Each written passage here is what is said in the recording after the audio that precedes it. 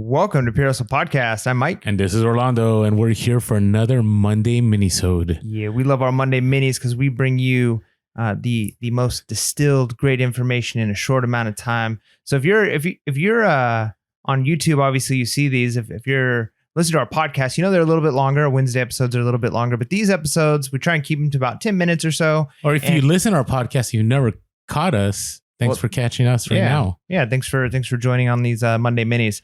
And today we're going to be talking about offers. And offers are one of those things that it's a beautiful thing, but it can also cause some frustration. So we're going to just kind of talk about our experience with offers, how we utilize offers in our own reselling journey, and maybe you guys can let us know in the comments below. How do offers impact you? Do you send a lot of offers? Are you accepting offers? Do you get frustrated with offers? Do you hate offers? Gone up? Yeah. So let us know, what has your experience with offers been? And we'd love to add that to the discussion. So yeah. So I got a question for you. Man. I have a question for you. So when we first started, did you do auctions or were you fixed price? And was that because of me? Like I was like, hey, you should do it this way? Or yeah. Well, when I very first started, I don't know if you remember or not, but before we even started doing the podcast, you'd kind of convinced me to try eBay. And I think we maybe talked about doing a podcast. And so I started selling some things around my house and I did them all auction, right? Like I sold a Kindle that I had. I sold a couple cards that I had. I sold like a video game. Random things around my house I started selling, and I did auction for all of them. And I remember I told you like, I sold this thing and I sold it for this. And like you would ask questions like, did you take, was it a best offer or did you take? And I'm like, no, it's just like it sold like the auction ended, right? And so then, yeah, you convinced me that like, you should just put it up for the price you want and let it go. And I'm like, oh, all right. So yeah, so that was not, I didn't even realize eBay was really done like that, because my only experience with eBay had been, from early days, like probably like, when I was a kid, 2004, 2003, we were buying stuff on eBay and it was almost all auction at that point. Well, the reason I ask that is, most of the time I find that new sellers that start selling on eBay put everything on auction just because that's what eBay is known for. But I always make the argument of it's better to list high with best offer and let the market tell you, right? Because if you list high and it's fixed price, you may never know, right? You'll know that you have it priced too high because it'll never sell. Right. But you may have something priced really high and the market will correct itself because every single offer will end up being around the same over time. Yeah, I mean, the hard part is you're basically you're trying to correct for both sides. Right. The nice thing with the buy it now with best offer is you are taking into consideration that this item might go for less than you think it might go for.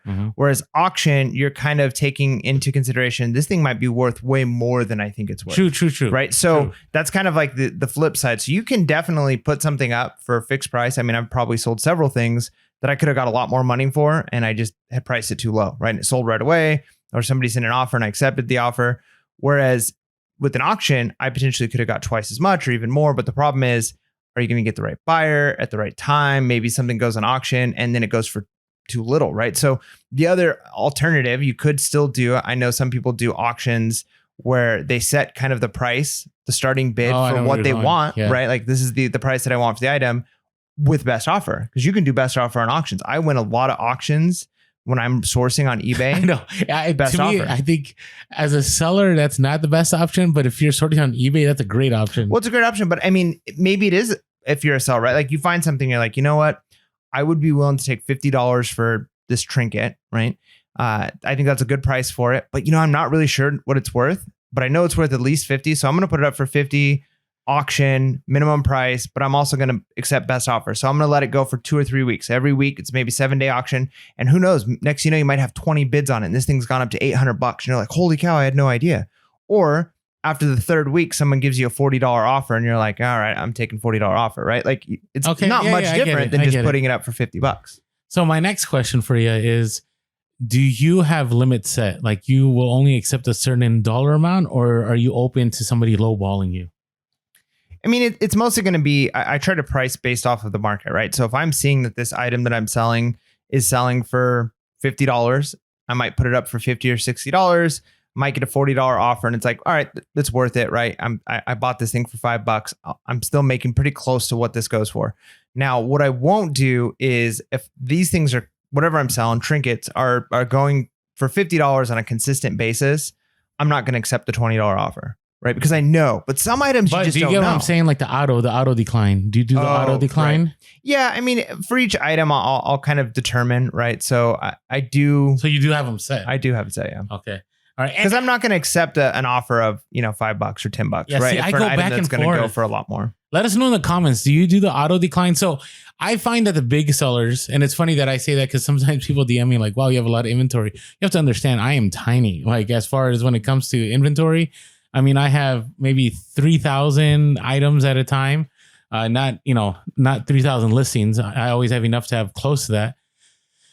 And so the bigger sellers, they don't have the time. So they set the auto decline and they will only accept it. And they do that. Now, the reason I hesitate is of twofold. One is sometimes I get people that are just testing the auto decline function.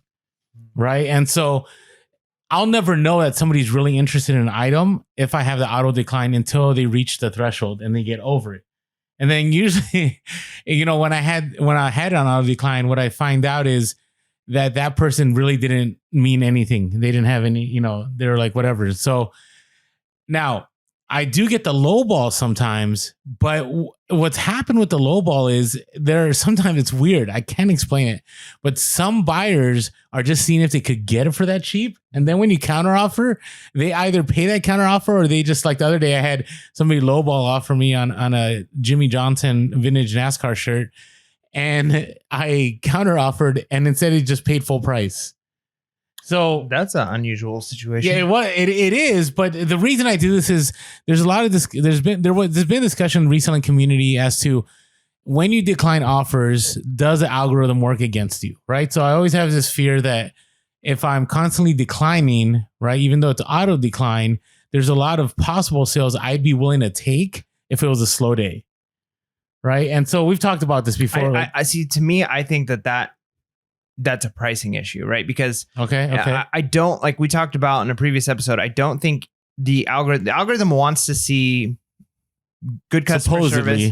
I mean, it makes sense. They want to see good customer service. They want to see sell-through rate. Like these things are going to be important. Like if you've listed 10 items in your store that are junky items and you listed them 20 years ago, like eBay's got that stuff pushed way down in the list, right? Like that stuff's not important to them. Okay. It's not coming up in searches unless it's like a really unique thing. So that makes sense. However, eBay wants you to sell items, right? So if you've got items listed at $100 and people are doing $2, offers, there's no way they're going to punish you for that, right? Because that would just be an abused system where you could just lowball people, get declined. And then, so I would say if you have really low sell-through rate on your store, then you've got a pricing issue. And if you're saying like, hey, I'm willing to take a $20 offer on this item that I've got listed for $100 if it's a slow day. That'll never. But what I'm saying though is like, if you're willing to do that, saying like, hey, I'd take a low ball offer on this item, then maybe you should just lower the price on that item. No, I think that's a valid point. I'm talking about like a 50% offer, right? Mm-hmm. Like today I had a bunch of sales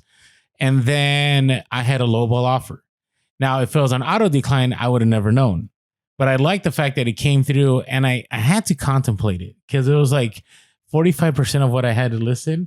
And I've been selling this jacket multiple times over for twice the price. So I kind of was like, all right, do I want to slow things down and counter offer? And, I just couldn't do it. I knew that I needed to at least get 60, 70%. I counter offered, they declined. And, luckily sales still came through about an hour or so later. But, I have found that some days where things are slow, if I take that 50% offer, like within 30 minutes, sometimes within 5 minutes, I'll get a bunch of backup multiple sales. Cha-ching, cha-ching, cha-ching. And I'm like, all right. So I lost out money on that one item, but I definitely made it back with all the sales that came through after. Yeah. And I think the hard part with that is I don't know how much of that is just like folklore. And conspiracy and things like that, like, or just like your kind of superstition.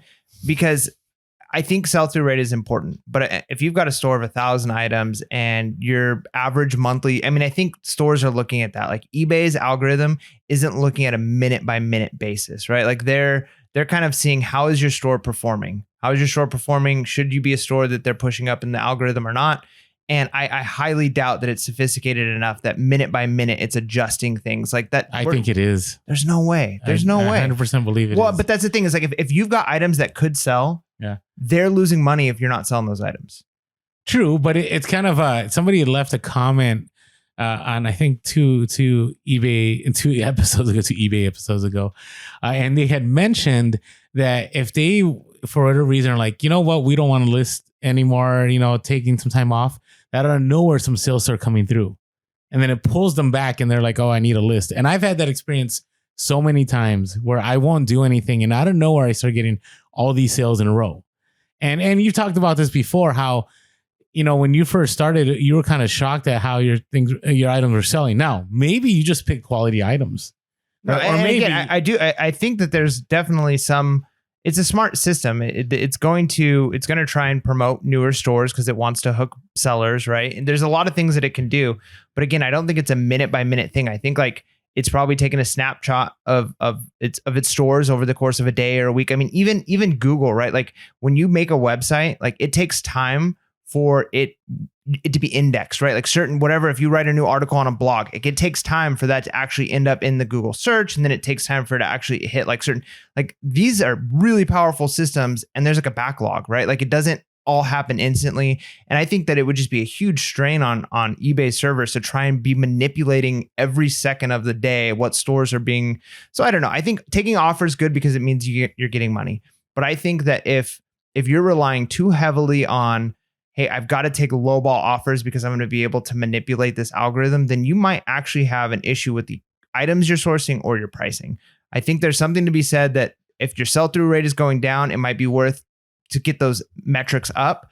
But I don't know if it's so much like, hey, in this day, my sell-through rate, right? It's probably more like, what's my sell-through rate for this week, right? And if it's a low sell-through rate, your sales are probably going to slow down. I just think I'm on the other side. I'm more of like, hey, because I sell stuff consistently. And for me, it's like, I don't mind taking a lowball offer if it triggers things. Like, and it's your cost. If I'm paying $1 or $2 and it's an item that should sell for 50, but somebody offers me, 25, 30, I'm like, I'll take it. Right. Either way, it's massive ROI. The hard part is you'll never know. Like you'll never know if it's triggering. No, you'll never know. You'll never know. But I do know what a cha-ching sounds like though. Yeah. And but you also would know what that cha-ching sound like potentially if you didn't accept that offer and something came through, right? True. But, I need to keep hearing it. So, all right. Hey, here's the other thing. Send offers. So it's not new anymore. It feels like it's new. But, it's been around for a while. And I've seen people have different theories, on YouTube about what to do with send offers. So if you haven't heard us talk about this before, when we went to eBay, they directly told us that when it comes to send offers, what it comes down to is when those pop up on your phone, on the app, or on your desktop, whatever it is, whoever uses still desktop for send offers, that it pops up because somebody's heavily browsing that item. So either they have it in their cart or they've been looking at it. I think they said it was like 3 times within a 15-minute, time span that they've looked at the item, right? And so I see some people are saying, hey, I wake up early in the morning and I send out all my offers, or I wait till the end of the night and I send out all those offers. I think you need to get it right when people are directly looking at it, right? And so if eBay says that, as soon as I get a send offer, I'll send it out. Now, I'm not I don't have 30, 40, 50,000 items in my store, right? So, how many send offers do I get a day? I get probably 30 plus, but anytime I get them, I send them out. Do you find that to be true? Yeah. I mean, you got to strike when the iron's hot. We talk about that quite a bit is when somebody has interest, you want to strike now because like anything, do this. I think this good psychological test, find an item that you just can't live without. You need this item. You can't stop looking at it on Amazon. You keep talking about it to your friends, put it in your wish list and then wait a month and say like at a month, I'm going to buy this thing. And then that month comes and you're like, yeah, I don't really need that thing. Right. Like when you've got all the hype going and you're really interested, you're ready to pull the trigger on it. But if you stop and wait, it's like, you know what? Yeah, I've actually kind of found something else I like, and my mind has shifted, right? So you definitely want to strike when the iron's hot. When somebody's looking at your item, that's when you want to be sending the offer. Because if you let them stop and think about it a little bit, maybe talk to their spouse about it, maybe look at their bank account and figure out their budget, maybe do a little bit more shopping around, whatever it ends up being, your chances of losing that sale gets higher and higher. And sometimes they go away. Like how many times have I gone on my phone and I try to send it and it's like it's no longer available? What that means is the person stopped looking at it and that's it. You're done. You could have had a sale, but you didn't convert because you didn't get to the send offer in time. All right. Hopefully that was helpful to all of you. This was more like a discussion format, but just things for you to think about. You got to find what's best for your business and what works for you, whether it's accepting lowball offers to keep the algorithm going, fixing your prices, whatever it is, take a look at offers. I truly believe that, to be successful, best offers is something that you need to have in your listings, or if you don't, at least sending offers, right? Remember, because if you don't put up best offer, you're not going to get the send offer function. So they both work hand in hand. So hopefully that was helpful to you. And as always, make sure to be real, be relevant, and be reselling. Peace.